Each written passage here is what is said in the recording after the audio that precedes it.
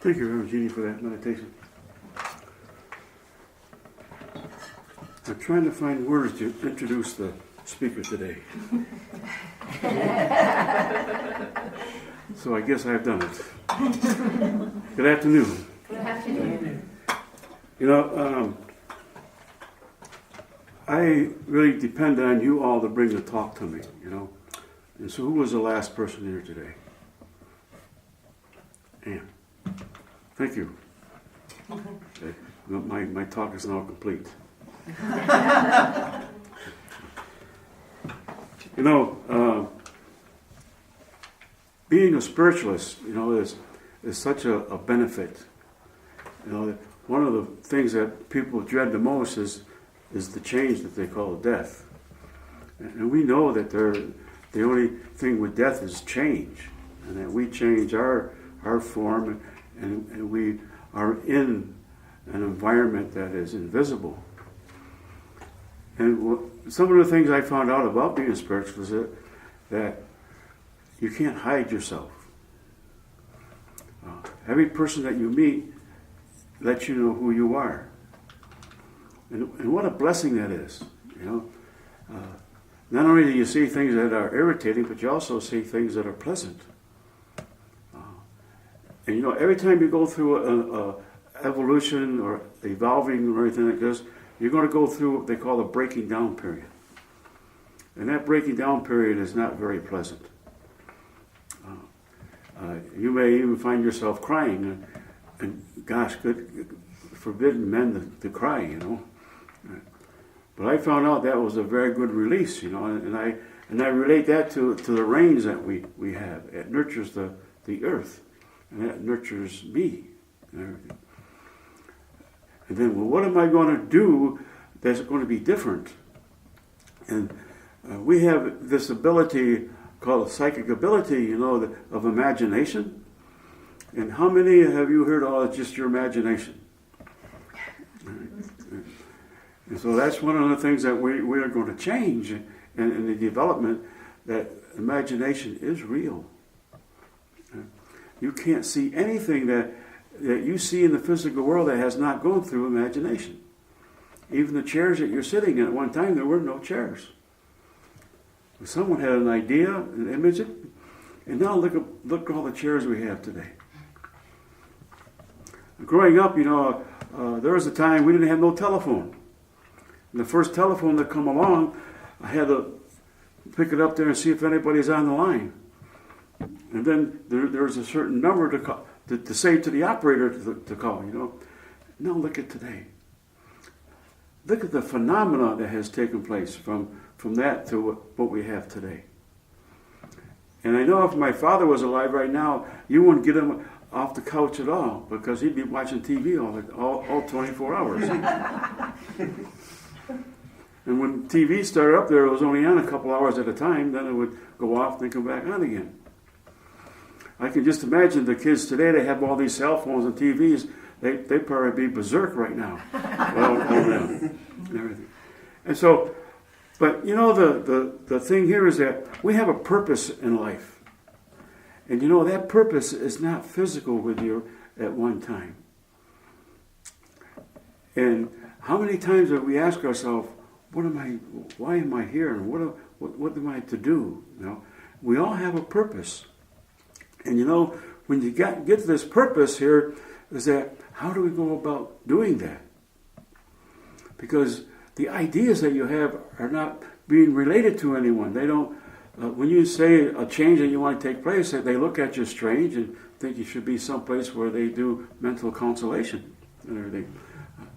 But what I found has happened is that we don't make drastic changes. You know, instead of going down the same street all the time, I find an avenue that goes down and goes to the same place. And you know, when you go down a different street, there's a different environment and a different view that you see. And the real good thing is let someone else drive and you ride. And then you see something that you haven't seen when you're driving and everything. So as the world unfolds for us, the ideas that you had that seem not too logical come to be logical. And you know, the way that you learn in life has already been established for you. And by remembering that how you learned certain things is a benefit to you. You don't have to get confirmation from anyone. All you have to do is to follow through what your imagination is giving you. Like, you know, when you say, well, you need to do this. Well, how in the world am I supposed to do that? And they're saying, just take a step. And there's a way to unfold things. If you want to learn how to fix a car, what do? You go to some place where you can the foundation of that car, and what is the mechanisms of that. And if you feel that that's not the thing to do, then you find something else to do. But you find out how it is established. And in life, you know, how is life established? Whether you like it or not, your first 7 years of your life was one way that's going to be establishing your life. The things that have happened in the first 7 years of your life are the things that are going to be in your mind. You may not remember the first couple years, but there's a part of your brain that does remember that. And you know what? It'll come up in your life all the time. You will meet those 7 years as it goes along. And so if it's there, then we have a memory of that, you know. And so if people come up and they ignite something that you don't understand, it could be that's where you were the first 7 years of your life.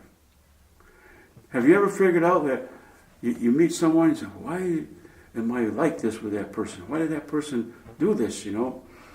I really don't care for that, you know.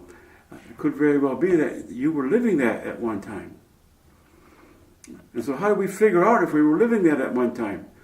Well, I found that if you keep on meeting the same person and everything, you probably lived that somewhere at another time. And so you know what that person is doing. What is the opposite of that? Well, I don't know what the opposite of that is. But there is an all-knowing within you that does. And so activate that all-knowing, you know. And it doesn't take a lot of energy to ignite that unknowing. There's two words that would do it. I am, and everything you say after that is activating the all-knowing within you. And how many times have we said, I am foolish or I am dumb? You got the most powerful substance in the world telling you that, activating that. And so I learned to say different things, you know, that were more constructive. And as it becomes more constructive, then my life started becoming more constructive.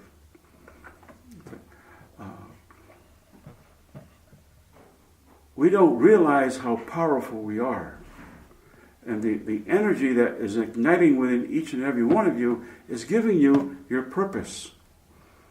And sometimes we just say, oh, that's not me, I couldn't do that. And you know, the thing that has helped, you can come on in, Amy. I was just going to stand because of my back, so I'm going to stand over here if that's okay. Okay. Getting things from the past.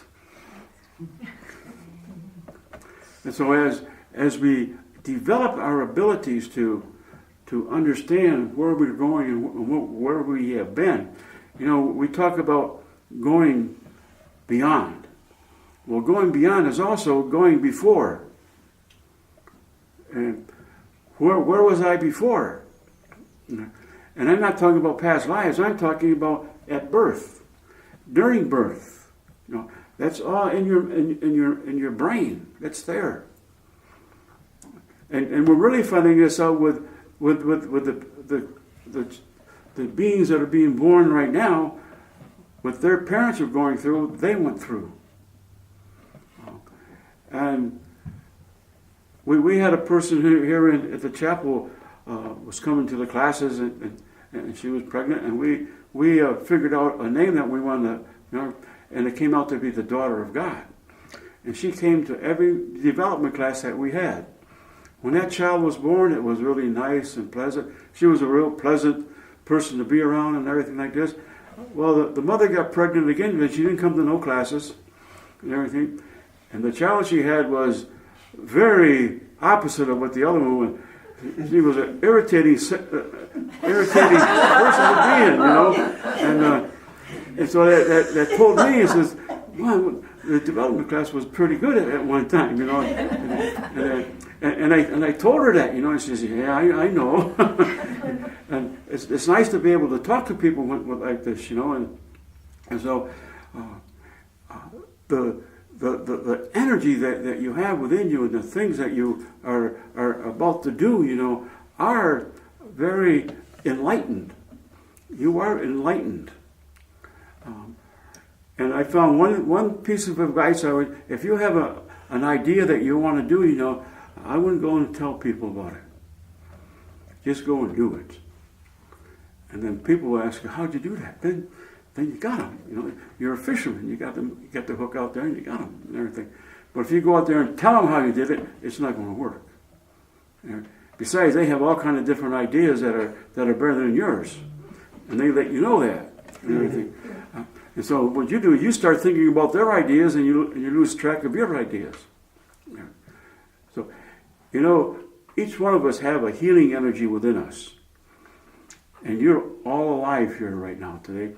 And you know, you have done that all your life. You have healed yourself. And know that, you know, what I try to get across to people that disease is one of the healthiest things that we have. Because it's no longer inside you anymore. Because a disease surfaces. And when that surfaces, it tells you that was an experience that you went through that is diseased. Instead of thinking about all of that disease and everything, you think about the healthy part of your being, and that's what you replace it with. You know, when the disease opens up and comes up, there's a vacuum. And you know what science tells us about vacuums? There are no vacuums. And so when you start thinking about the disease, what have you just done? You just created that disease again. So,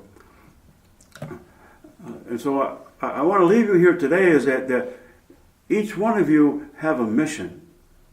And it doesn't matter what other people think about that mission. You take that mission and produce it one step at a time. And you will be fortunate to be happy with yourself. I give this with your blessings.